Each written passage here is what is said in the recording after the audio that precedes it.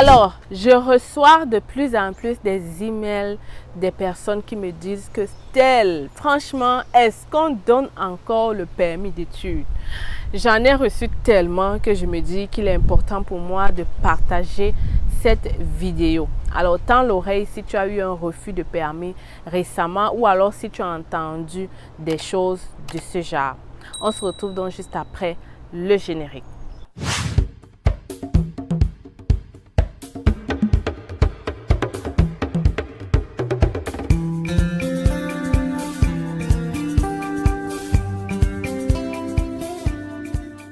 La vérité, c'est qu'en 2024, si au moment où je te parle, plusieurs personnes ont eu des refus pour X ou Y raison. Je vais te donner dans mon analyse, c'est mon analyse. Vous n'êtes vraiment pas obligé de croire, vraiment, c'est pas comme si j'ai vu ça quelque part.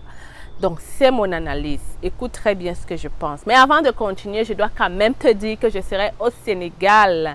Bien sûr, je serai là le 16 août pour la conférence qu'on organise sur comment immigrer au Canada. Il y aura des tickets tombola, un cocktail gratuit. Tu auras l'occasion de me rencontrer, de poser tes questions parce qu'on a une séance de questions-réponses. Plusieurs surprises t'attendent ce jour. Rapidement, réserve ta place à travers mon email ou mon numéro. Bon.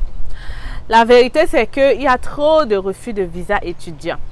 Et d'autres personnes m'ont même dit que Stell, tu vois le fait que les étudiants, le délai de traitement est passé à, je crois, 15 semaines. Eh bien, c'est parce qu'en fait, il y a maintenant un robot qui est en train de répondre et ce robot-là a recommencé à donner multiples refus à des personnes.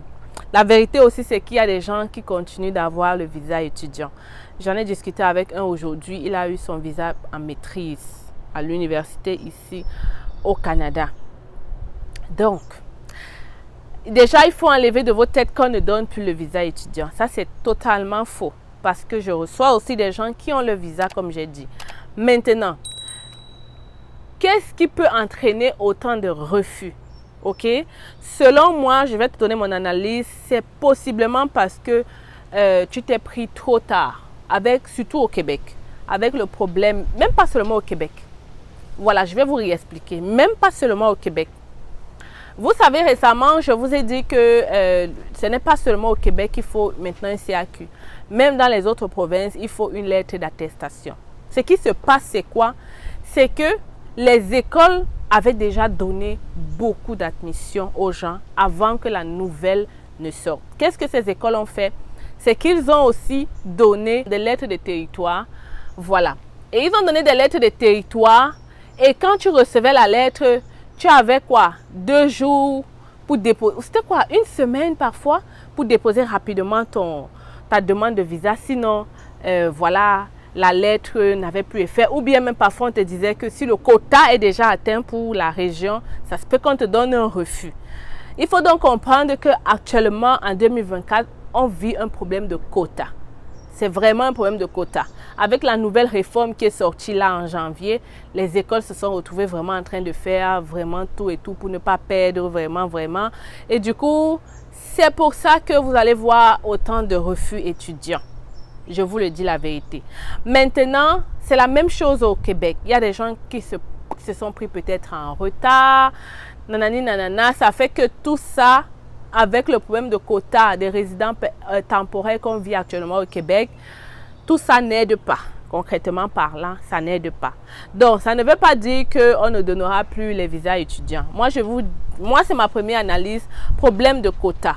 Donc, maintenant que vous avez eu un refus, vous pouvez demander un report de session et déposer pour l'année prochaine bien à l'avance. Cela va vous donner un peu plus de temps d'avoir votre visa et de faire votre demande. Donc, on ne désespère pas. On dépose une deuxième fois et on corrige les raisons de refus qui sont sur votre lettre de refus. Comprenez que le problème de quota a beaucoup joué. Beaucoup joué. Maintenant, la vérité aussi, c'est que l'autre vérité, ça c'est toujours mon analyse, l'autre vérité aussi, c'est que le Canada a besoin de travailleurs.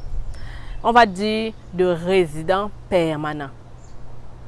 Je vais vous expliquer. Le Canada a besoin de travailleurs et de résidents permanents. Voilà. Je pense que vous comprenez. Ça veut dire quoi? Ça veut dire que parfois, arrêtez juste de penser études. Si vous avez le profil pour résident permanent, en ce moment au Canada, c'est quelque chose qui fonctionne aussi très bien. Vous comprenez?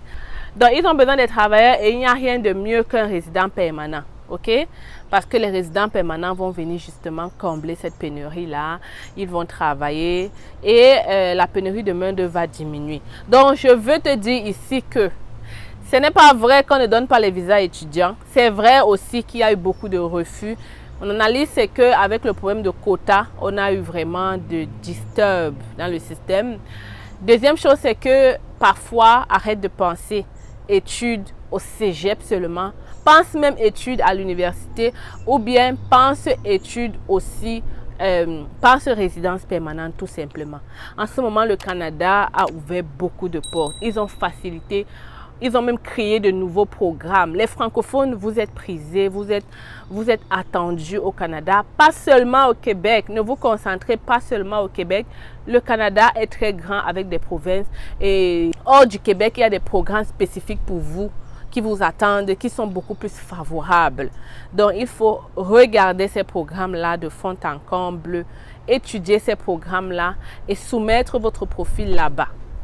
J'ai même présenté le programme ici récemment qui demandait aux gens qui ont fait seulement même un BTS en soudure d'entrer au Canada avec la résidence. Ça, c'est autant de programmes qu'on met pour que vous puissiez entrer comme résident, mais vous partez vous concentrer toujours et encore sur les étudiants. C'est incroyable ça. On te donne la possibilité d'entrer avec la résidence permanente. Toi, tu pars te concentrer sur les étudiants.